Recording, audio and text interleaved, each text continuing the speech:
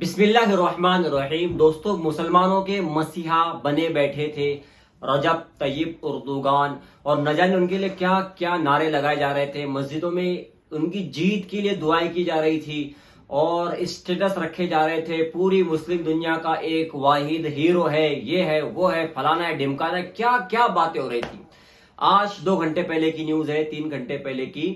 رضا گرافی ایک زبردست یوٹیوب چینل ہے، سچائی اور حقیقت ہمارے سامنے لاتے ہیں، تو وہ چینل کو آپ دیکھو، رضا گرافی۔ اس نے زبردست بتایا کہ وہ جو مسلمانوں کا ہیرو بنا بیٹھا تھا، وہ جو کہتا تھا کہ میں نبی کریم صلی اللہ علیہ وسلم کی شان میں گستاخی برداشت نہیں کروں گا، قرآن کی بے حرمتی برداشت نہیں کروں گا، فلسطینی مسلمانوں پر ظلم برداشت نہیں کروں گا، آج وہی ہیرو مسلمانوں کا اسرائیل کو اپنے یہاں سے ٹرک بھر بھر کے، کنٹینر بھر بھر کے سامان بھیج رہا ہے، ان کی مدد کر رہا ہے۔ کپڑے، سوٹر، الیکٹریشین کے سامان، کھانے پینے کی ساری چیزیں ترکی سے اسرائیل بھیجی جا رہی ہے۔ کون بھیج رہا ہے؟ مسلمانوں کا ہیرو، جس کے لیے مسجدوں میں مسلمانوں نے دعائیں کی۔ اچھے خاصے پڑھے لکھے سمجھدار باشعور لوگ بھی اس کے دھوکے میں آ گئے۔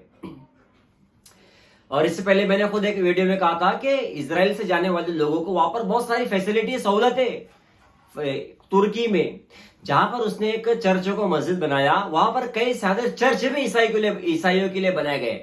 تو جو دکھتا ہے وہ ہوتا نہیں ہے، لیکن ہمارا یہی حال ہے۔ ایک کوئی لیڈر نے کسی کے کندھے پر ہاتھ ڈال دیا، اپنا ہمارے تو دیکھو میرے کندھے پہ ہاتھ ڈال دیا، وہ اس کی غلامی میں لگ گیا، کسی نے اچھا بیان بھاشن دے دیا، اس کی تعریفیں ہو رہی ہے، زندہ باد کے نعرے لگائے جا رہے ہیں، اس کے پیچھے گھوما جا رہا ہے، زندگی برباد کی جا رہی ہے۔ یہ سب ہو رہا ہے ہمارے یہاں پر۔ آپ دیکھو فلسطینی مسلمانوں پر کتنا ظلم ہو رہا ہے نا، اور ترکی وہاں کیا کر رہا ہے؟ ان کی لاشوں پہ کھڑے ہو کر اسرائیل کی مدد کر رہے ہیں، اس کو سامان پہنچا رہے ہیں۔ ہتھیار بھی ترکی اسرائیل سے ہی خریدتا ہے۔ بھئی جب اس سے ہتھیار خرید رہا ہے تو اس پر چلا تو نہیں سکتا ہے نا، اس کی مدد وہ کرے گا، اس کا سپورٹ وہ کرے گا۔ 57 اسلامی ممالک ہے، جس میں سے ایک کو ہیرو سمجھتے تھے، وہ بھی اس کے اندر جیسے مہدی علیہ السلام آئیں گے، سب سے پہلے قسطنطنیہ کو فتح کریں گے۔ تو مجھے ایسا لگتا ہے کہ ان کے آنے تک یہ سارا یہودیوں کے اور عیسائیوں کے قبضے میں شاید ترکی بھی چلا جائے گا، یہ بھی ان کا غلام بن جائے گا۔ تو مسلمانوں کے لیے ضروری ہے کہ وہ ہوش سے کام لے، بے ہوشی سے کام نہ لے، پہچانے آپ اپنے اندر۔ یہی کچھ ہماری زندگیوں کے ساتھ کھلواڑ کیا جاتا ہے۔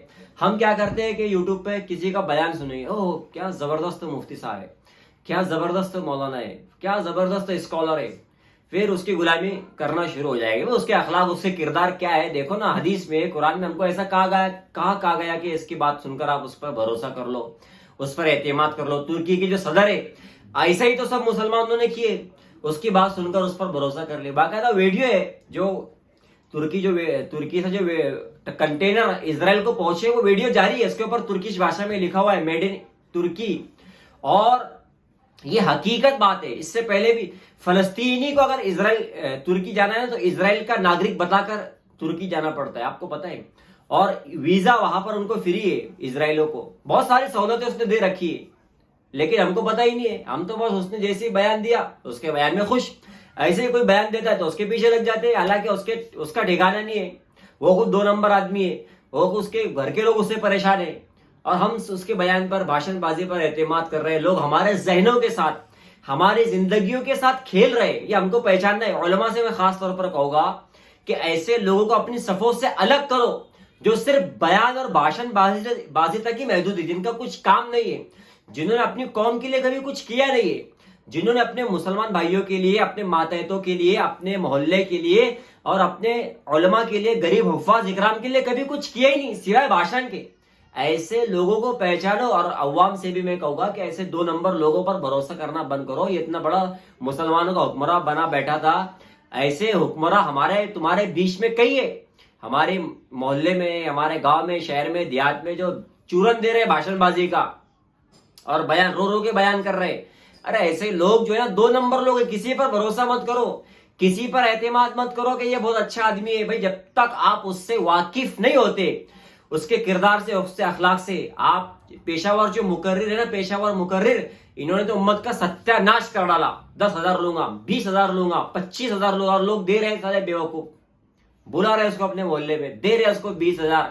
راتیں برباد ہو رہی ہے، جلسے پہ جلسے ہو رہے ہیں، اور پیسہ برباد کیا جا رہا ہے, شاعروں کو مشاعروں میں بلایا جا رہا ہے, ان پر پیسہ برباد کیا جا رہا ہے اور پوری ستیہ ناش کیا جا رہا ہے امت کا. ایجوکیشن کا ہمارے یہاں پر کیا حال ہے دیکھو, ہمارے محلے میں ایک ڈیلیوری وارڈ نہیں بنا سکتے ہم, ایک ڈیلیوری وارڈ نہیں بنا سکتے, فری ہاسپٹل نہیں کھول سکتے ہم. کتنی بڑی بڑی تنظیمیں کام کر رہی ہے اور ایسے 2 نمبر لوگوں پر پیسہ لٹایا جا رہا ہے, برباد کیا جا رہا ہے, ان کو اچھے کھانے کھلائے جا رہے ہیں, ان کو پلایا جا رہا ہے, اور یہ لوگ جو ہے ہمارے آ کے ہمارے ذہنوں سے, ہمارے جذبات سے کھیل رہے ہیں یہ لوگ.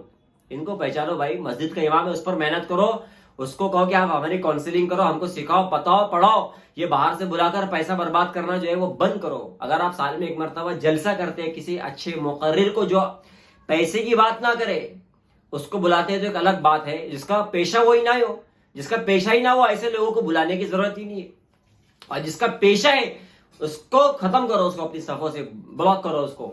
تو یہ رجب طیب اردوغان کی ایک مثال میں دے رہا ہوں. ویڈیو آپ اس کی دیکھ سکتے رضا گراپی چینل کے اوپر. ایسے کئی سارے لوگ ہیں جو ہمارے ذہنوں سے, جذبات سے کھیل رہے ہیں, ہمیں بیوقوف بنا رہے. ایسے لوگوں سے ہوشیار رہے. ریناٹس نووا داد کھاد کھجلی فنگل انفیکشن اور اس کے علاوہ بڑی بڑی بیماریوں کا بھروسہ مند علاج ریناٹس نووا ایک لاجواب آیورویدک نسخہ. تفصیلات کے لیے ابھی کال کریں.